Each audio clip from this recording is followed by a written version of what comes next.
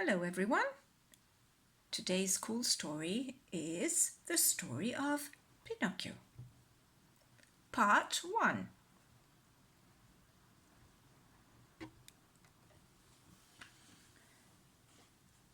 Have you ever wondered if wishes really do come true? Well, they do. And I, Gemini Cricket, have seen it happen. Here, let me tell you about it. One starry night, my travels took me to a tiny shop owned by Geppetto, the wood carver. I sneaked under the door and saw old Geppetto working on a puppet that looked like a little boy. Geppetto put on a last dab of paint and said, "There, little wooden head, you're all finished. Now I have just the name for you, Pinocchio. Come on, let's try you out." Geppetto took Pinocchio down off the workbench and danced the little puppet across the wooden floor by pulling the strings.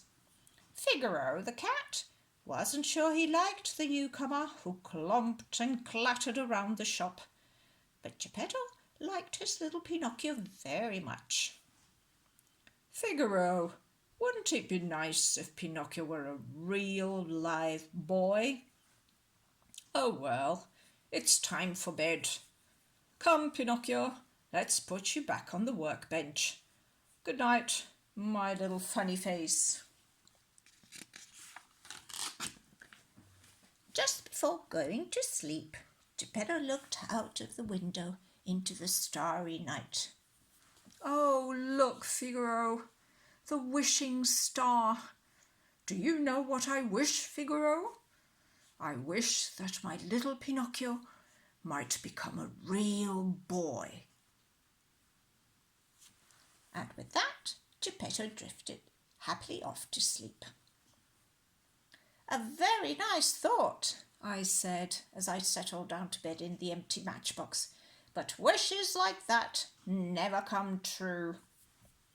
Moments later, the room filled with light, and there stood a beautiful blue fairy. She tapped Pinocchio with her magic wand. "Little puppet made of pine, wake! The gift of life is thine." Then Pinocchio moved. "I can move! I can talk! But how?" Because tonight Geppetto wished for a real boy.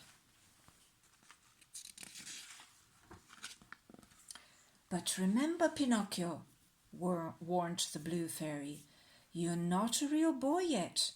First, you must prove yourself brave, truthful, and unselfish, and you must learn to choose between right and wrong." "But how will I know?"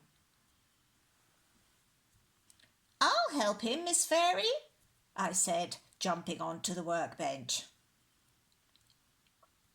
"In that case, Mr. Cricket, I appoint you Pinocchio's conscience."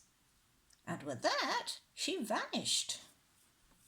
When Geppetto woke up and saw Pinocchio walking and talking, he was amazed. "It's my wish come true. Oh, Pinocchio, my boy, I am so happy." "Me too, Father."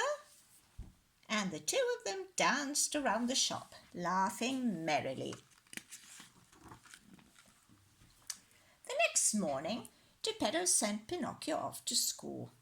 But there was trouble hiding along the way. A sly fox and a crafty cat convinced Pinocchio that the place for a puppet without strings was the theatre, and they steered Pinocchio away from school and off to Stromboli, the puppet master. Stromboli put Pinocchio into his puppet show that very day. The audiences poured in to see the little puppet who could sing and dance completely without strings. Yes, sir, Pinocchio was a big hit.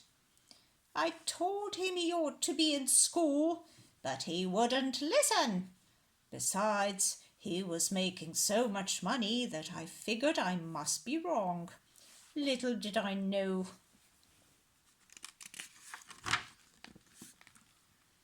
In Stromboli's wagon after the show, the greedy puppet master took all Pinocchio's money and then locked him in a cage. "This will be your new home, my little wooden gold mine." Pinocchio shook the bars of his cage. "No, I don't want to be an actor. I want to go home. Let me out." But Stromboli only laughed and slammed the wagon door. I found poor Pinocchio crying in the dark. I should have listened to you, Timmy. Now I guess I'll never get home. Just then the blue fairy reappeared. Pinocchio tried to cover up his predicament by lying, but with each lie his wooden nose grew longer and longer.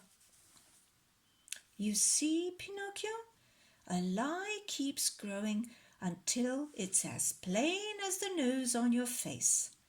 I'll forgive you this once, but this is the last time I can help you.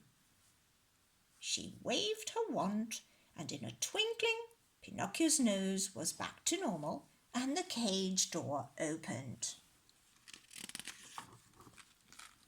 As we headed for home, Pinocchio heard about a wonderful place called Pleasure Island, where boys were allowed to break windows, smoke cigars, and stay up late. It sounded fishy to me, but Pinocchio wanted to go. He climbed aboard a coach full of noisy, foolish boys. All I could do was tag along. This is the end of part 1. More to come next time.